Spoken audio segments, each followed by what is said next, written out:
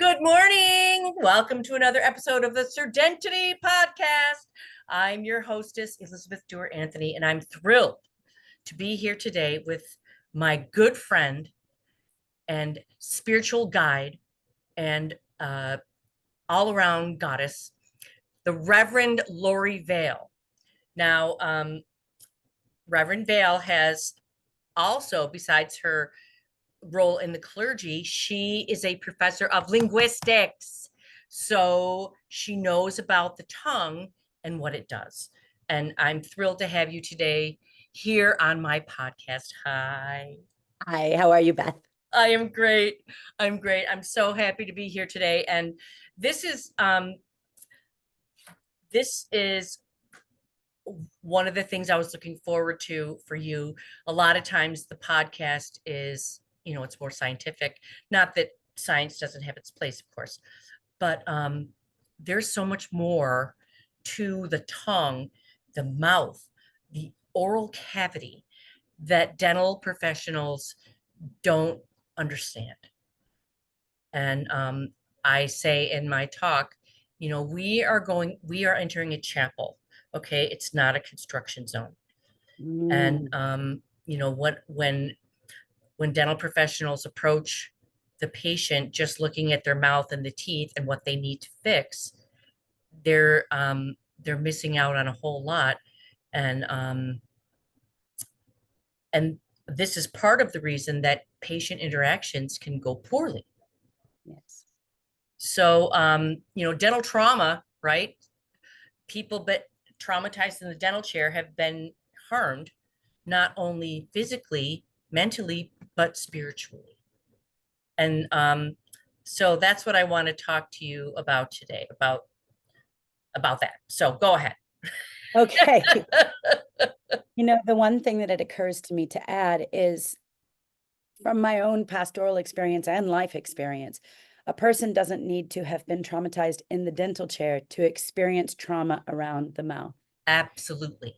And so, I can think of no better group of folks to be thinking about trauma-informed care than those who have access to one of the most intimate cavities of our body. Mhm. We don't think twice about a person taking very good emotional and psychological care of themselves regarding obstetric care or prostate care. And yet the mouth is just as intimate a space. Yes. And we are far less, I would argue, as a culture, far less aware, but also maybe far less patient with how violative it can feel to have someone in your mouth. Absolutely. So I love that you're doing this work. I think it's so incredibly important. Yeah. So the tongue, the tongue forms before the heart in utero. And I it's did not know that. That's amazing. right. So, and it's not just so we dental professionals tend to view it as something that's in the way of what we're trying to do. And the tongue deserves respect. It is an organ. It secretes, it's just like any other, real organ, like the kidneys or whatever. And the tongue is, but it's also has a metaphoric Yes, meaning. And absolutely. so the tongue gets mentioned in the Bible, in scripture, a whole lot. And Well, it's the source of the voice, right? right. I mean, it is the source of speech in biblical tradition. And in anthropological understandings, the way your tongue moves is the sound you form and make. And those sounds, your language, are your cultural and social identity. Yes.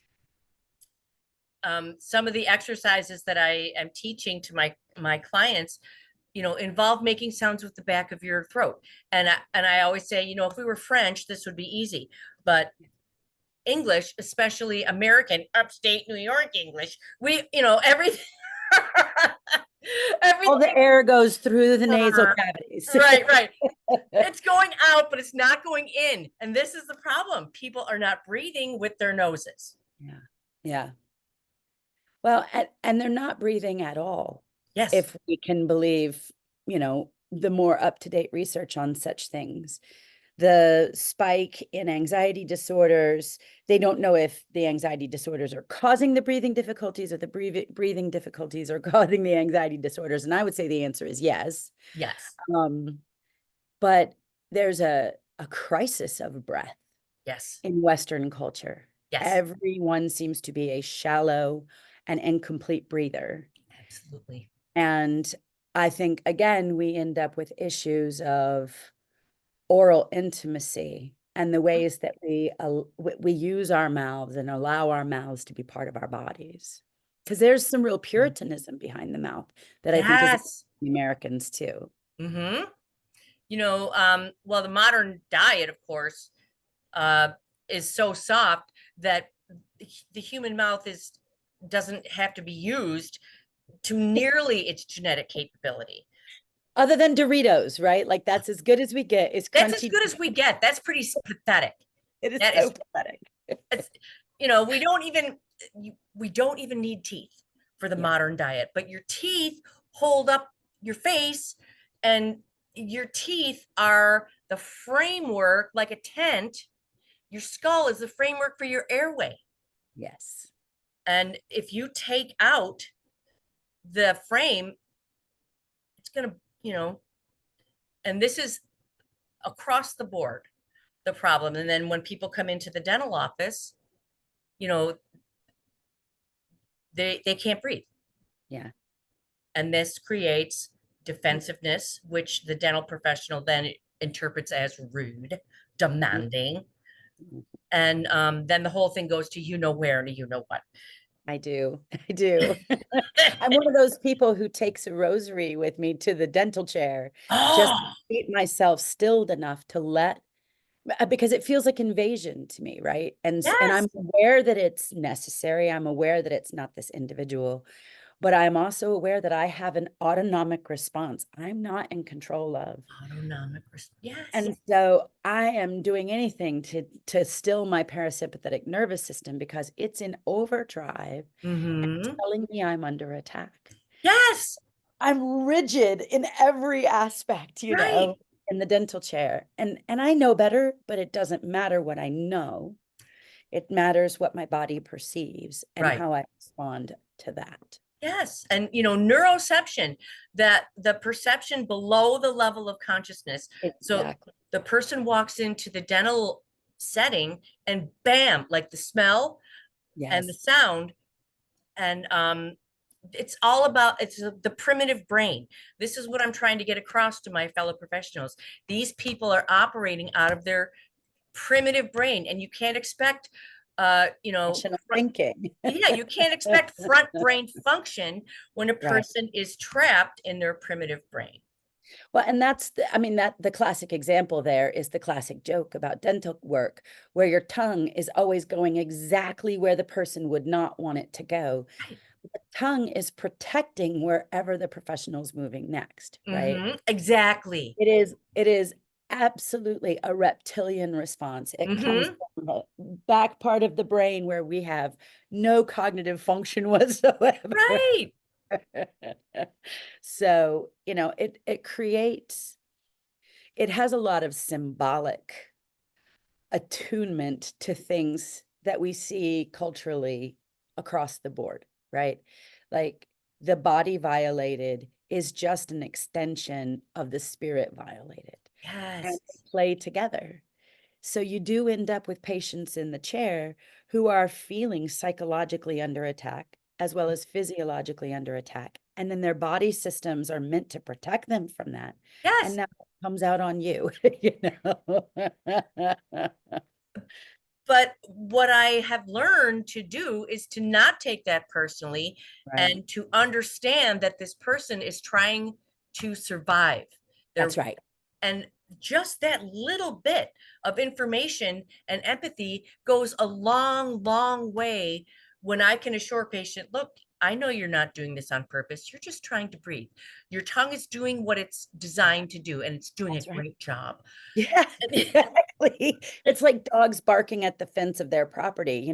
You could be snotty to the dog, but the dog is literally doing its purpose. Yeah. And so it's hard to, when you're the one not in a freak out situation, it's really on you, unfortunately, to guide the person freaking out through the body experience they're having. Exactly. And just a little bit of nasal breath coaching, I Mhm. have seen time and time again in my lived experience, Yeah, will help bring down that sympathetic fight or flight. And it's kind of miraculous. it is. It is. It because nasal breath brings us to a whole different part of the brain, right? Yeah. Engages a whole different set of firings in the brain, which is why Yes. it's part of Eastern breathwork traditions and meditation traditions. But we're also animals. And so, what do animals do when under stress? They drop their chin and they Mm-hmm. pant. You know, we Mm-hmm. literally forget we have another way of breathing when we're in crisis.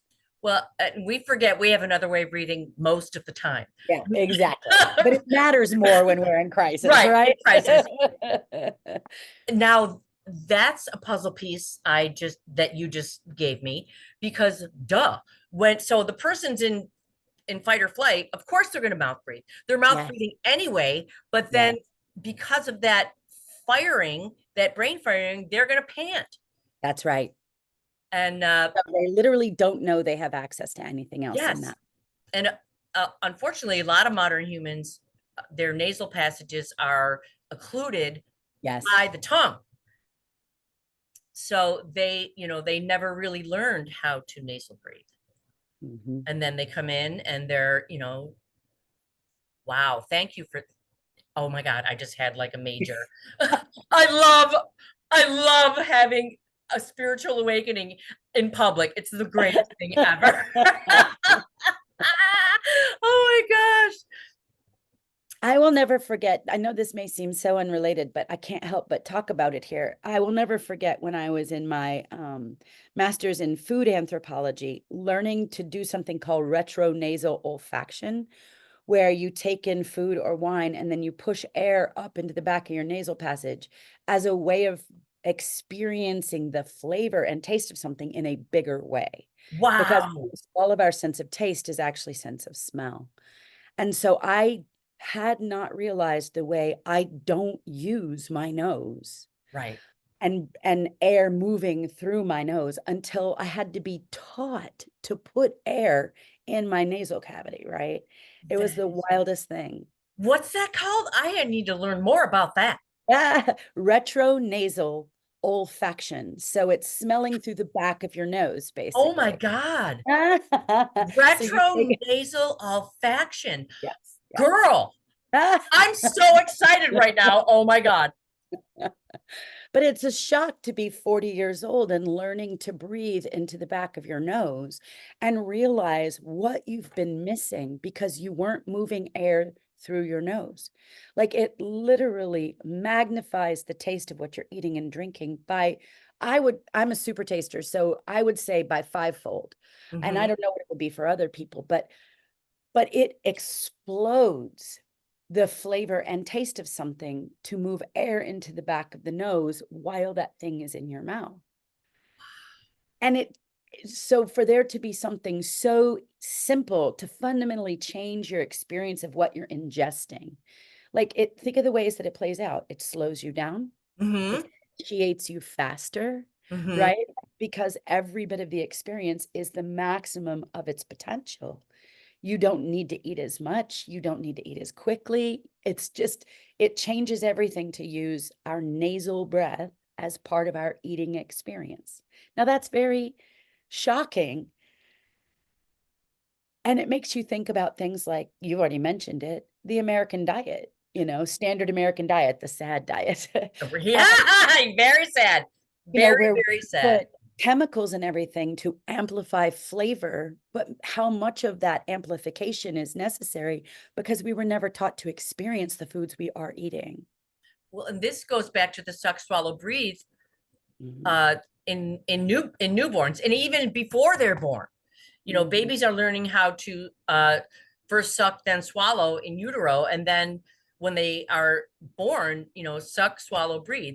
And that olfaction that you're talking about absolutely is mimicking, because you Yes. put the food in and then you're experiencing it in the back of the throat, and then Yes. you're willfully using the tongue to get the food down. And that's what's missing.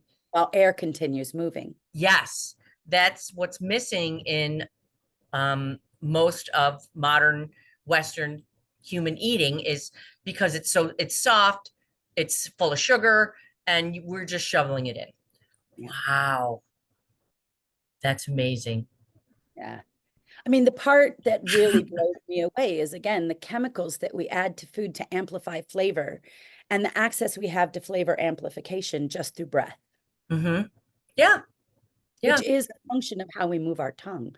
Like you have to, your tongue has to participate to get retronasal olfaction done. yes, And I do think it is mimicking of exactly what you're saying, that newborn suckling, where I watched all three of my children nurse for 45 minutes. They never stopped sucking and they never stopped breathing. They did them simultaneously. yeah. So then we forget how to do that. And bottle feeding, uh, you're just basically, pouring it down their gullet.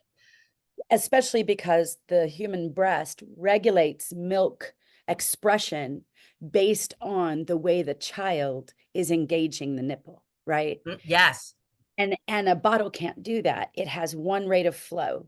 right. But Fast. the human breast literally shifts milk expression Yes. based on how the nipple is being and the areola is being engaged. Yes.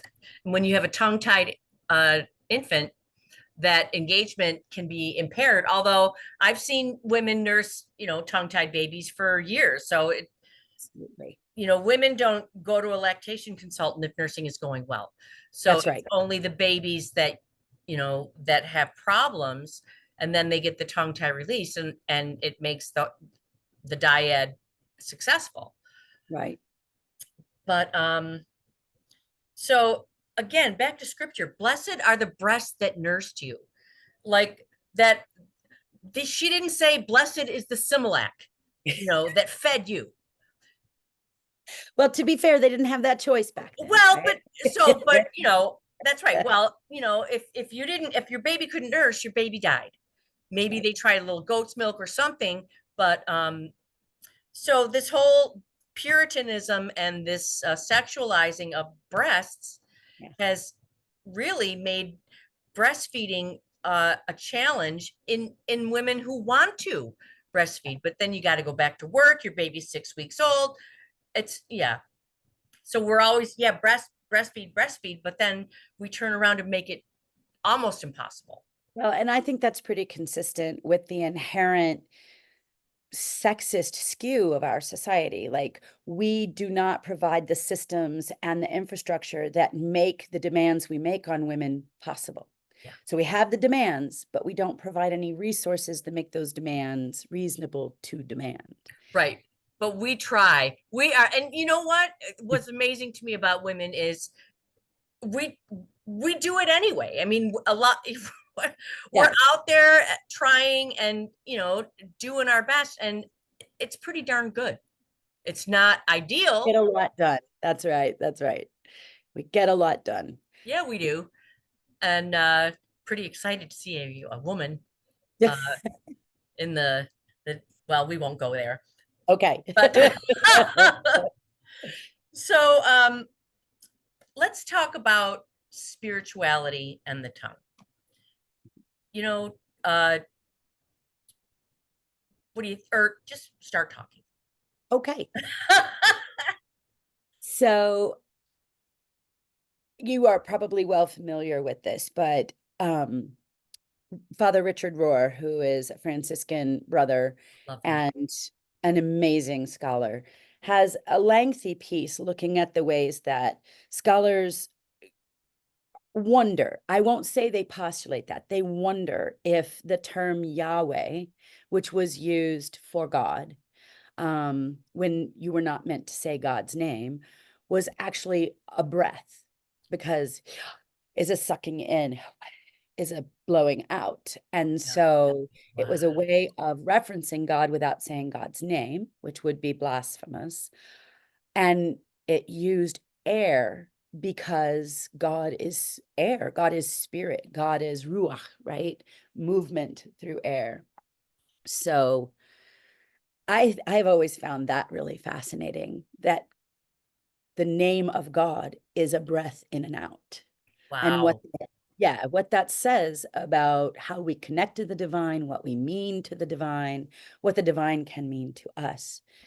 But the tongue specifically, symbolically through scripture, is a marker of identity, of in community or out of community. It's a marker of power, and particularly autonomous power, like power over oneself. Agency is another way. Mm-hmm. Mm-hmm. Um, the tongue being cut out is to Yes. remove all power. Yeah. It's to render someone without any opportunity to be in charge of their own destiny or life or experiences.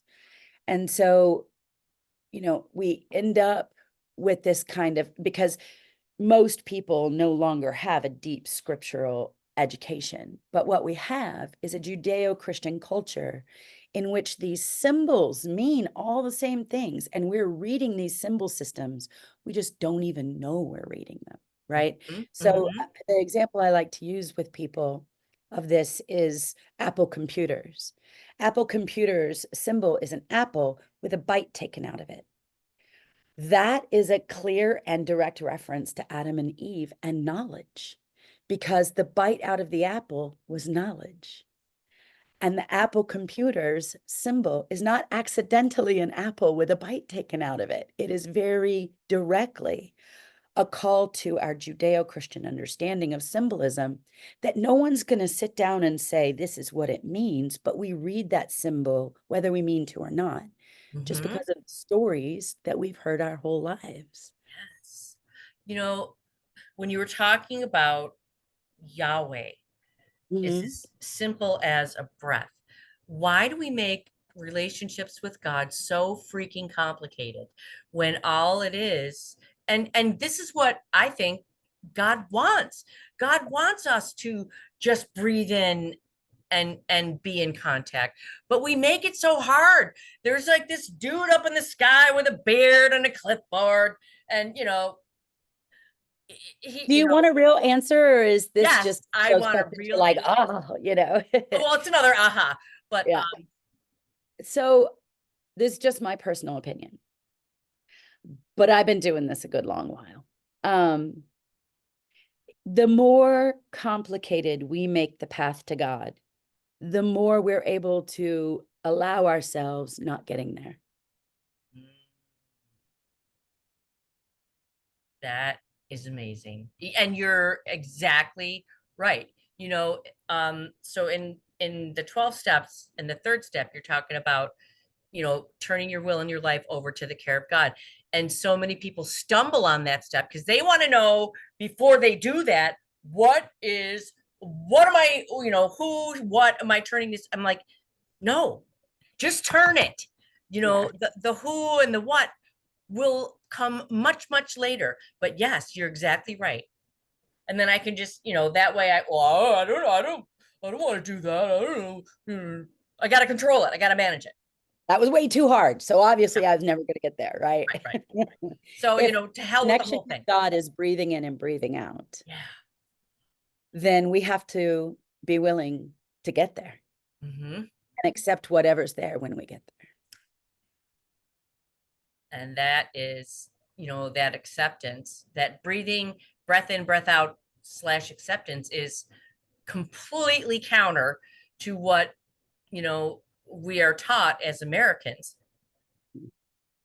in everything, in social Absolutely. media, in our culture. And and and in terms of dental people, if just take a minute, right?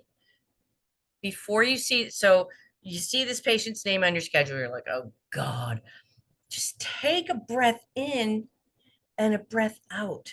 I've literally had to do that when I had patients that I was, despite all my, knowledge, apprehensive to see. Take a minute and really, and just pray. Yeah. God, please help me. Yep. Because the breath in and the breath out works for everyone. And so it works in concert, right? If the patient is breathing in and breathing out, and you're breathing in and breathing out, the chances are pretty good that all of you will be breathing much easier through the whole experience. Yeah, wow. Because And our breath is connection. That's why mm-hmm, COVID was so devastating, right? We mm-hmm, figured out that our breath was the carrier. mm-hmm, And that's a devastating thing to lose. Shared air is shared experience. mm. So, if dental professionals could just, before you even do anything, you sit down with the patient, you put your hand on their shoulder, let's just breathe for a minute.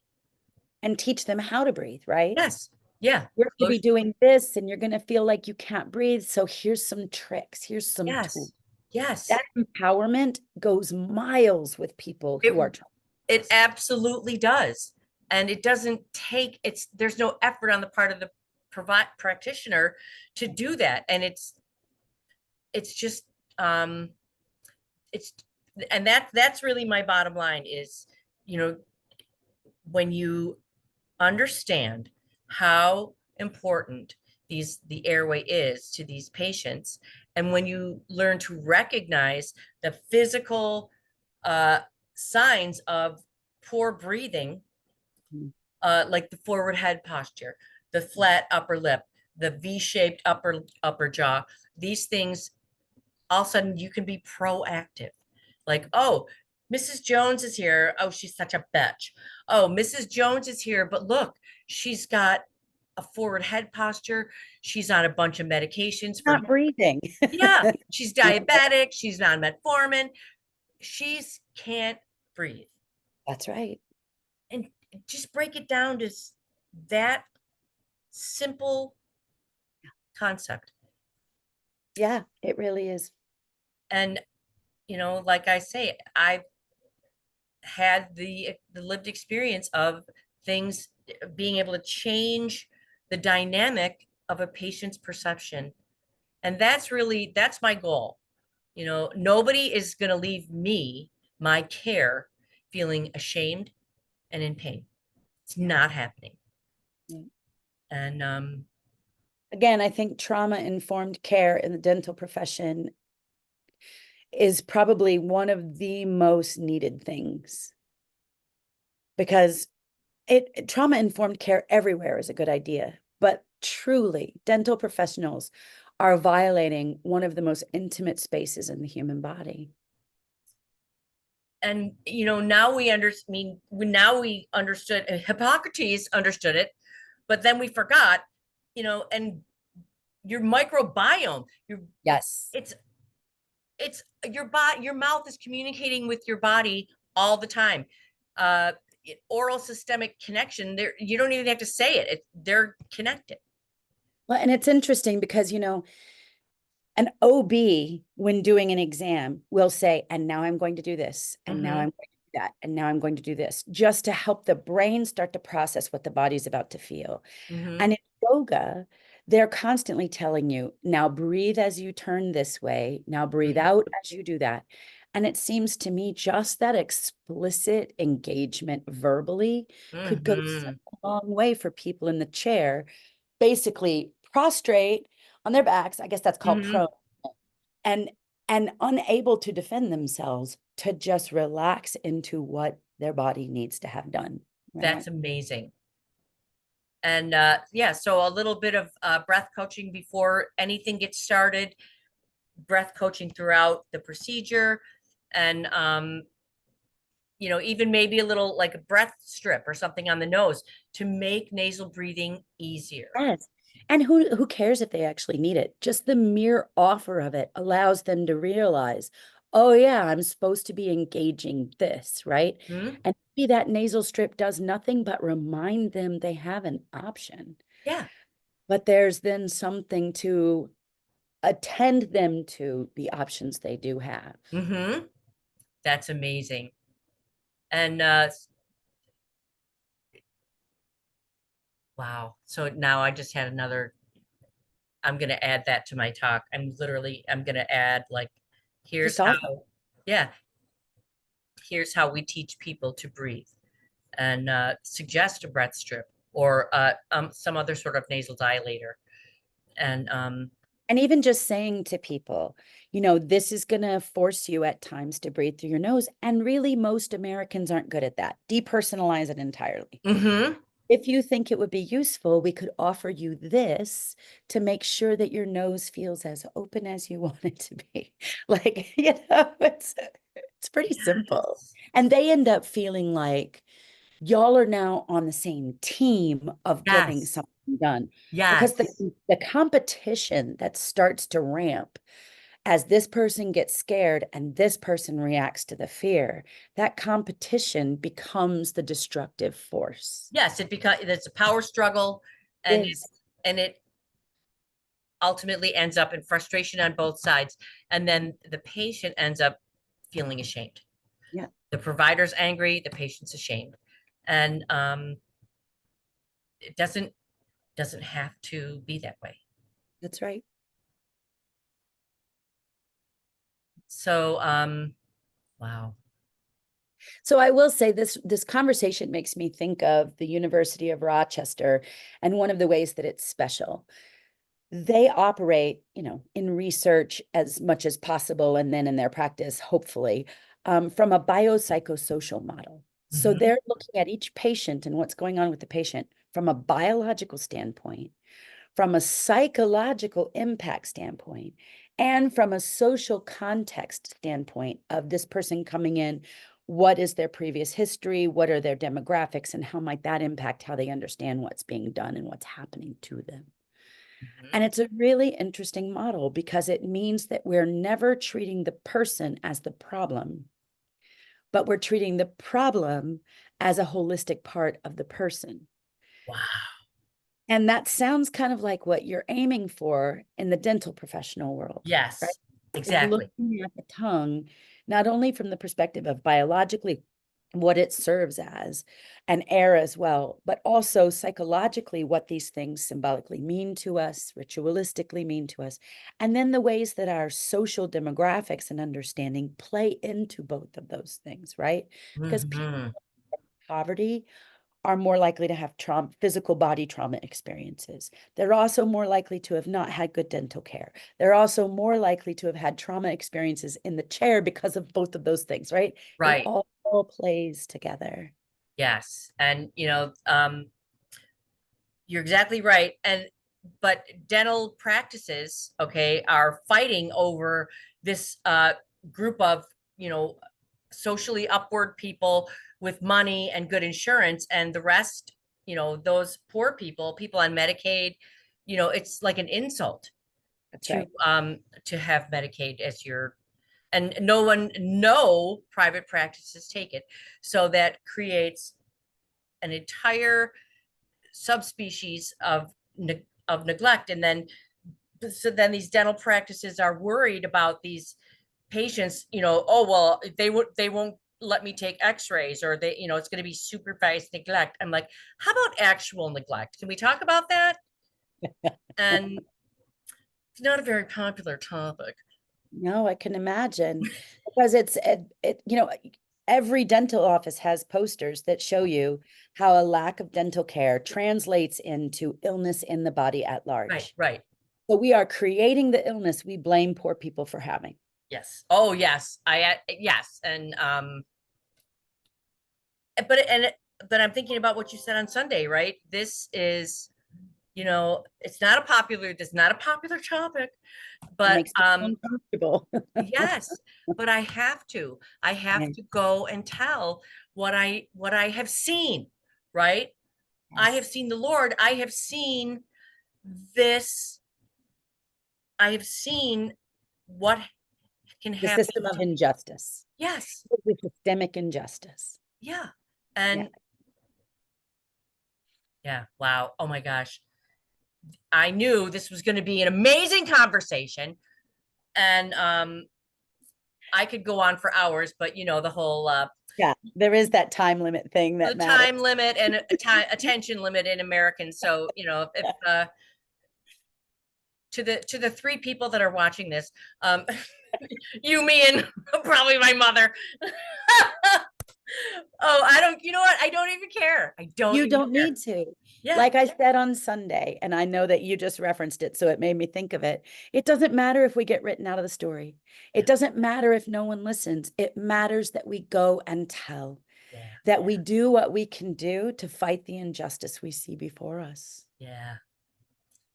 So I'm, you know what? I'm going to keep doing it. I'm going to keep going and telling and sending my, you know, my information and asking to be a speaker. And I'm just going to keep doing it. Good for you. And God bless you and keep you as you do. Oh, thank you. Thank you.